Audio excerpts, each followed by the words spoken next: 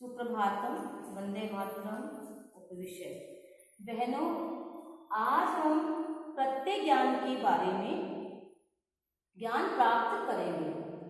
प्रत्यय की परिभाषा। प्रत्यय क्या होते हैं? धातु प्रतिपादिकस्य वा पश्चात या प्रयोगे क्रियते से प्रत्यय इति कथ्यते। धातु या शब्द के बाद जिसका प्रयोग किया जाता है उसे प्रत्यय कहते हैं। पिछली कक्षाओं में भी आप प्रत्यय के बारे में पढ़ चुके हैं।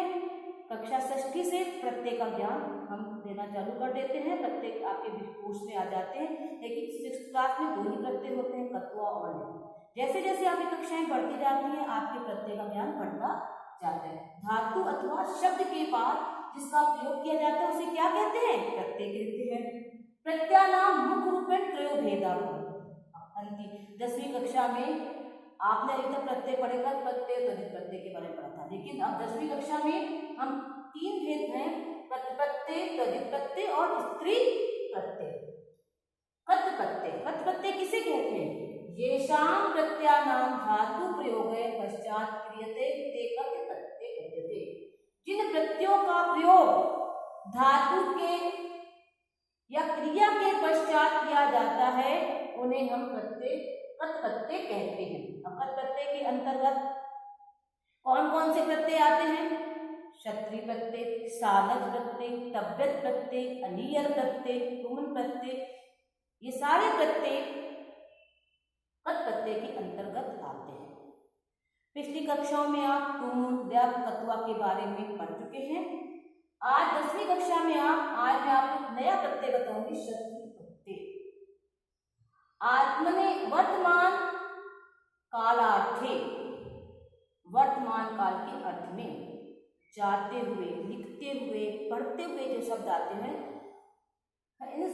इत्यस्मिन् अर्थे परस्मैपदी धातु या क्षत्रिय प्रत्यय। परस्मैपदी धातुओं में हम क्षत्रिय प्रत्यय का प्रयोग करते हैं। अब क्षत्रिय प्रत्यय में अत शेष रहता है। क्या रहता है? शेष।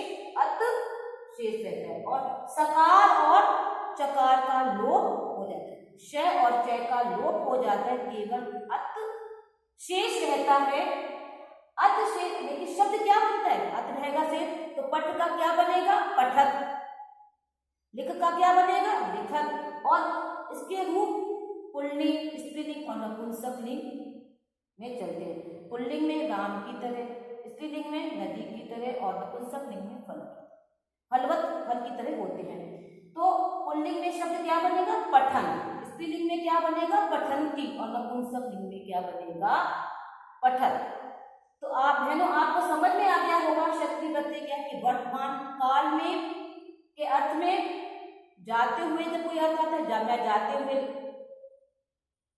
मैं जाते हुए पढ़ती हूँ या मैं आते हुए पढ़ती हूँ, तो जाते हुए के अर्थ में हम किसका प्रयोग करते हैं? क्षत्रिय प्रत्यय का प्रयोग करते हैं। अब क्षत्रिय प्रत्यय के बाद आता है सानच प्रत्यय। कौन सा प्रत्यय आता है? सानच प्रत्यय। सानच प्रत्यय, इसका प्रयोग भी हम वर्तमान काल के अर्थ में करते हैं। सानच। क्षत्रिय के बाद हम कौन सा प्रत्यय पढ़ेंगे?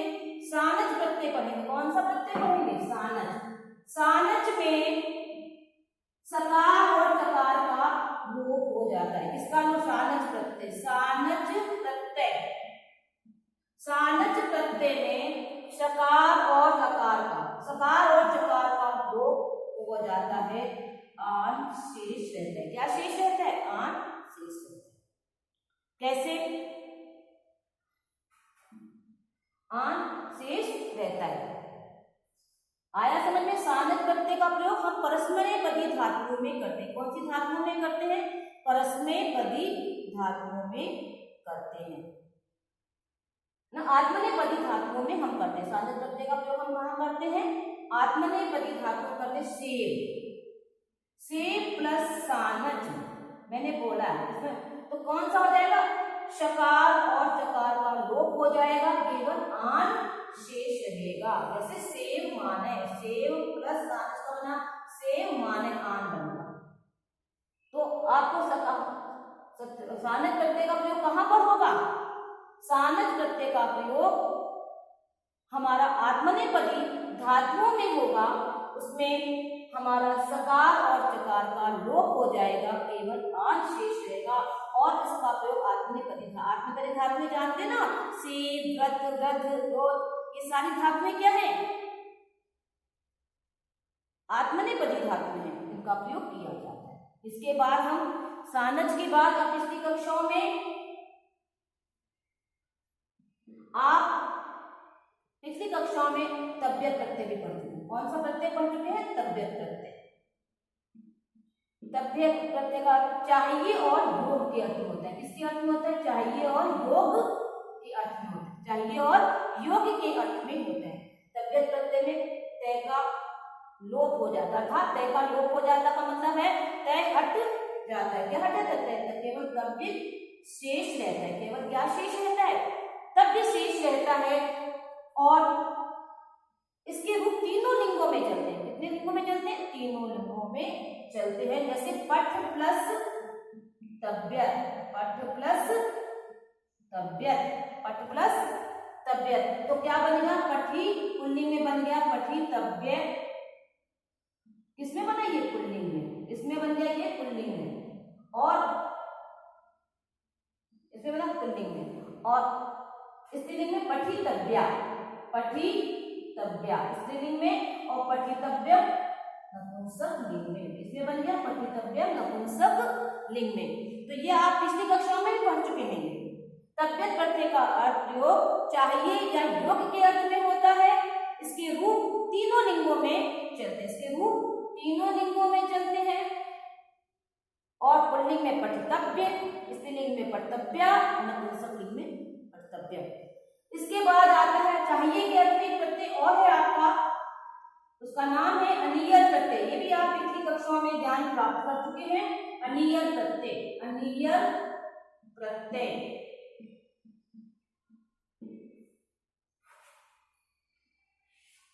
अनियर का भी अर्थ होता है, प्रयोग होता है चाहिए और योग के अर्थ में। इसमें अय और वय का, इसमें वय का लोप हो जाता है। इसमें वय का लोप हो जाता है। किसका लोप हो जाता है? वय का लोप शेष हो जाता है। अनीय शेष रहता है। क्या शेष रहता है? अनीय शेष रहता है। इसके रूप भी तीनों लिंगों में चलते हैं। जैसे पठ प्लस अनीयर, पठ प्लस अनीयर, तो बना पठनीय, पठनीय, अनीय, वय का हट जाता है। क्या हट जाता है? वय हटता है, अनीय, पठनीय, पठनीया, पठनीय। नपुंसक पुल्लिंग में हो गया पठनीय और स्त्रीलिंग में हो गया पठनीया और नपुंसक लिंग हो गया पठनीया। आपको मैंने आज 4 प्रत्यय बताए हैं। कौन कौन से? क्षत्रिय प्रत्यय, सानथ प्रत्यय, तव्यत प्रत्यय और अनियत प्रत्यय। बहनों, पहले आपको होता प्रत्यय प्रकृति निर्देशना। आप छोटी कक्षाओं में 9 तक आप ऐसे ही पढ़ते आए हैं कि हमें आज्ञा पठ प्लस अनियर लिख दिया और इसको मेलनम करिए, उसका प्रकृति निर्देशन करिए, तुम्हारा बन जाता था पठनीय। आपने ऐसे लिख देते थे, कोई बहन पठनीया लिख देते तो कॉपीराइट हो जाता था। लेकिन अब आपके 10वीं कक्षा में वाक्य के रूप में प्रत्यय आपको निर्देशन होगा, लिंग में करना होगा, विभक्ति में करना होगा।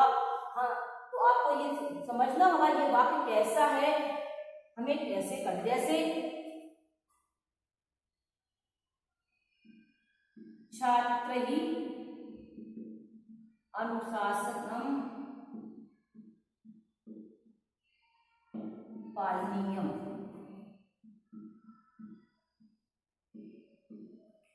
पालनीयम